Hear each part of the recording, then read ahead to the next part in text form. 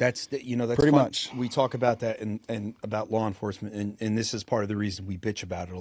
Yeah. It could be one person or one incident that one person or maybe a few people see and they don't like it, and your fucking career is ruined. I had a guy I worked with that worked for a douchebag sergeant. He said it. He goes, and he was like, I got hired at 34, 35 out in the road. They were in like 22 and they were full of piss and vinegar. Yeah. And when he was on that sergeant squad for like a year or two, he's like, he took the wind out of my sail. Yeah. And my buddy, he's still there. He's a super smart guy, but he's like, took the wind out of my sail. Mm-hmm. It really just deflates you, especially when you don't really understand what you did wrong. Yeah. Looking back, I realize now, but I was full of piss and vinegar, and I was ready to rock and roll. Did you really do anything wrong? You just no. There's a 48 laws of power. There's a book written, and I think law number 1: don't outshine the master. So yeah. I outshined my supervisors. Didn't give them their proper kudos. Well, they didn't like it. I'm going to be the military dork here. Like the Iran-Iraq War in 80 to 88, Saddam Hussein could run a country but he couldn't run a military. Yeah. And if you ever study that war, like anytime that a general showed good initiative and was doing it, he sacked that general. Mm-hmm. Because he was worried that they were gonna like the troops would be like, we really like Tyler. Yeah, let's overthrow Saddam. Yeah, it's a thing. It's a common thing. Yeah. So also during that time period, roughly, so in football, I had torn my ACL, and then fast forward in Hillsborough, chasing some fucking guy through the neighborhood, I tore my MCL. So I got put out of pocket for a while. I'll give you one example of what I was dealing with at that time period. I came back from the surgery and had already been put, spanked, so to speak, put in timeout, told to don't move.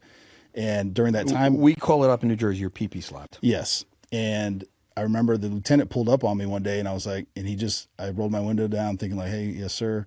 And he just cracked his window and he just slides this envelope through his window into mine. And he drove off. And I was like, what the fuck? I opened it. I had received deputy of the quarter. Yeah. For my casework. And usually it's like a whole thing and pomp and circumstance, but no, that's how much I was in doghouse. And that's shit that pisses me off, where it's like, hey, if you're going to like do pomp and circumstance, like, oh, Adam, you got deputy quarter, we're going to have the band come in and everything. And then Tyler, nope, we don't care. No. That's not how it works. No. Well, I'll give you one more example for my Hillsborough career time, which is where I learned how to be a cop, full stop. But we used to do intelligence reports where it wasn't a case, but we're like, hey, we're realizing something's going on, a crime trend, or somebody who's, hey, 123 Main Street, there's a lot of shit going on. Yeah, or this person's like been involved in a lot of case reports, like something's going on here, you should look into this person. It was supposed to kick up to the detectives or somebody else to like fully investigate what's going on. So I did one, and nothing happened, which I didn't say anything. I was just like, okay, I'm just doing what I'm supposed to do. A year later, I'm in there. The major comes in. This is our roll call. The major comes in. All the detectives come in, and I'm already like, oh shit, what's going on? Like somebody's in trouble. And he goes, hey Tyler, can you stand? I was like, oh my God. And he's like, I just want to recognize Deputy Martin. He wrote an intel report a year ago about this individual who committed 13 robberies, bunch of burglaries, all the shit. He was fucking going crazy. And he goes, we apologize for not taking it more seriously. And all the detectives that were there were like, we really appreciate the work you're putting in. I'm beat red. My head's down. I'm like, oh, fuck. Because nobody likes that shit. No.